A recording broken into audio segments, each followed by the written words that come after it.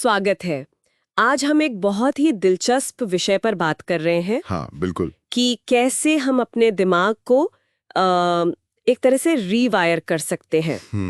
तनाव और जो पुरानी बातें हमें रोकती हैं, उनसे आगे बढ़कर अपनी इच्छाओं को असलियत कैसे बनाएं। और ये जो आइडियाज हैं ये डॉक्टर जो डिस्पेंजा के काम पर आधारित हैं। हाँ, जैसा कि जे शेट्टी पॉडकास्ट के एक हिस्से में भी चर्चा हुई थी। तो आज हम इसी की गहराई में उतरेंगे। कोशिश करेंगे समझने की कि हमारी भावनाएं, हमारा जो महसूस करना है वो हमारी दुनिया को कैसे बनाता है। हाँ, ये समझना कि इमोशनल स्टेट कैसे हमारी रियलिटी को शेप देती है। बिल्कुल। और इसमें एक चौंकाने वाली बात ये भी है कि कैसे हमारी भावनाओं का सीधा असर हमारी सेहत पर, हमारी इम्यूनिटी पर पड़ता है। अच्छा। जैसे इम्यूनोग्लोबुलिन ए का बढ़ना। हाँ, ये शरीर का अपना फ्लू शॉट जैसा समझ लीजिए। और कुछ खास प्रोटीन भी, जैसे सरपिन A5, जो वायरस से लड़ने में मदद करते हैं। कमाल है, मतलब सिर्फ सोचने या महसूस करने का तरीका बदलने से ये सब हो सकता है। हाँ, ये डेटा यही दिखाता है। ये तो वाकई बहुत शक्तिशाली बात है। लेकिन हम अक्सर फंसा हुआ महसूस करते हैं तनाव में। सामग्री बताती है कि तनाव हमें एक तरह के सर्वाइवल मोड में डाल देता है। क्या मतलब है इसका? हाँ, देखिए, जब हम स्ट्रेस में होते हैं तो हमारा जो सहानुभूति तंत्रिका तंत्र है, सिंपैथेटिक नर्वस सिस्टम, हाँ, वो एक्टिवेट हो जाता है। ये लड़ो या भागो वाली स्थिति है। मतलब शरीर खतरे के लिए तैयार हो रहा है। तो उस मोड में फिर रचनात्मकता या सीखना मुश्किल हो जाता है। बिल्कुल। उस वक्त दिमाग सिर्फ बचने पे फोकस करता है, कुछ नया बनाने पर नहीं, प्यार महसूस करने पर नहीं। और श्रोते कहते हैं कि अगर हमें बदलाव लाना है तो हमें अपने शरीर की फीलिंग्स, अपने माहौल और यहाँ तक कि समय की पकड़ से भी बड़ा होना होगा, उससे ऊपर उठना होगा। हाँ, ऊपर उठना होगा। और तनाव में ये लगभग नामुमकिन सा लगता है। तो अगर हम लगातार इस इमरजेंसी मोड में जी रहे हैं, तो इससे बाहर कैसे निकलें? खासकर अगर कोई पुरानी चोट, कोई बुरा अनुभव हमें पीछे खींच रहा हो। अच्छा सवाल है। तरीका यह है कि हम अपने दूसरे सिस्टम को जगाएं, पैरासिम्पैथेटिक नर्वस सिस्टम, जो शांत और मरम्मत वाला सिस्टम है। बिल्कुल, रेस्ट एंड डाइजेस्ट।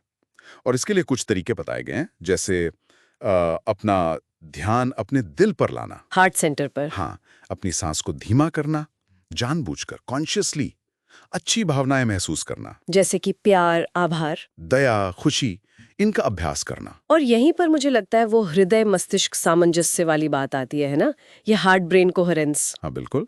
आसान शब्दों में ये क्या है? देखिए, इसका मतलब है दिल और दिमाग का एक साथ एक लय में काम करना। ओके। जैसे एक अच्छा ऑर्केस्ट्रा।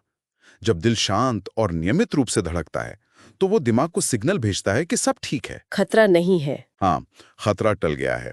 और ये सचमुच उस सर्वाइवल अलार्म को बंद कर देता है। अच्छा। और फिर दिमाग अल्फा ब्रेन वेव्स पैदा करने लगता है, जो रचनात्मकता और सीखने के लिए जरूरी है।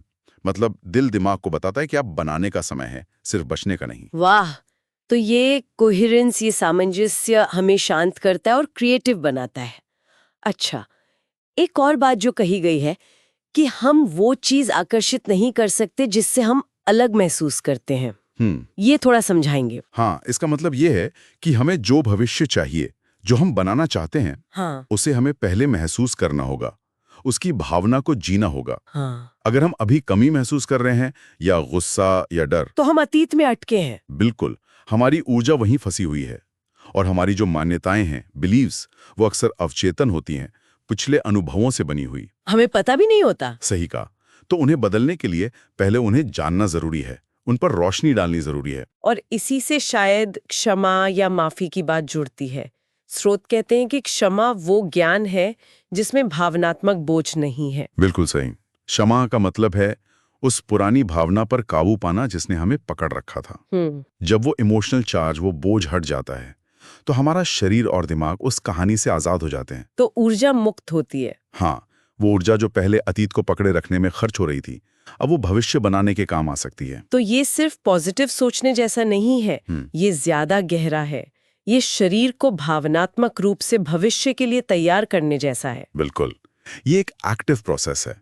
जागरूक होकर अपने पुराने पैटर्न सोचने के, व्यवहार करने के, महसूस करने के को देखना। और फिर जानबूझकर अलग चुनाव करना, नई चॉइस बनाना, जैसे मानसिक रिहर्सल करना, मेंटल रिहर्सल। हाँ, आप जो बनना चाहते हैं उसे बार बार मन में दोहराना, महसूस करना कि वो कैसा लगेगा, ये दिमाग को तैयार करता है जैसे वो सब सच में हो चुका हो। अच्छा। और लगातार उन ऊंची भावनाओं, अच्छी फीलिंग्स का अभ्यास करना, ये शरीर को सिखाता है कि भविष्य पर यकीन करे, भले ही बाहर अभी वैसा कुछ दिख ना रहा हो। ये तो रोज की प्रैक्टिस लगती है, मतलब जब भी हम वापस पुराने पैटर्न में जाएं, खुद को याद दिलाना होगा। हाँ, इसीलिए स्रोत कहते हैं कि काबू पाने की प्रक्रिया ही बनने की प्रक्रिया है। Overcoming is becoming. ये तब होता है जब हम भूलना बंद करते हैं कि हम कौन थे और याद रखना शुरू करते हैं कि हम कौन बनना चाहते हैं। चेतना को एक दिशा देना। बिल्कुल, जानबूझकर। और जैसा आपने शुरू में बताया था, इसके फायदे सिर्फ मानसिक नहीं हैं, शारीरिक भी हैं। इम्यून सिस्टम का बेहतर होना। हाँ, वो इम्यूनोग्लोबुलिन ए और सर्पिन A5 वाला डेटा। सही। और यहाँ तक कि जब लोग ग्रुप में ये अभ्यास करते हैं तो भी असर दिखता है। सामूहिक चेतना। हाँ, ये भी बहुत दिलचस्प है। डेटा ये दिखाता है कि हमारा शरीर खुद ही एक फार्मेसी है, शायद दवाओं से भी बेहतर रसायन बना सकता है। वाह। और जब लोग समूह में मिलकर एक साथ बदलाव का अभ्यास करते हैं तो उनके शरीर में मापने लायक बदलाव दिखते हैं, जैसे जीन एक्सप्रेशन बदलना, गट माइक्रोबायोम में अंतर आना। ये तो हमारी छिपी हुई क्षमता की तरफ इशारा करता है। बहुत बड़ी बात है ये। हाँ बिल्कुल, हमारी अनटैप्ड पोटेंशियल।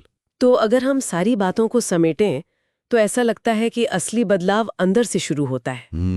हमारी भावनाओं को, हमारी मान्यताओं को, हमारे ध्यान को होशपूर्वक बदलकर। हाँ, ये विचार कि हम जो चाहते हैं वो बन सकते हैं और हमारे अंदरूनी दुनिया का असर हमारी बाहरी दुनिया पर पड़ता है, ये बहुत शक्तिशाली है। ये हमें सिर्फ परिस्थितियों का शिकार होने से बचाता है। सही कहा, हमें अपनी शक्ति का एहसास दिलाता है। आखिर में सोचने के लिए एक बात छोड़ जाते हैं सबके लिए।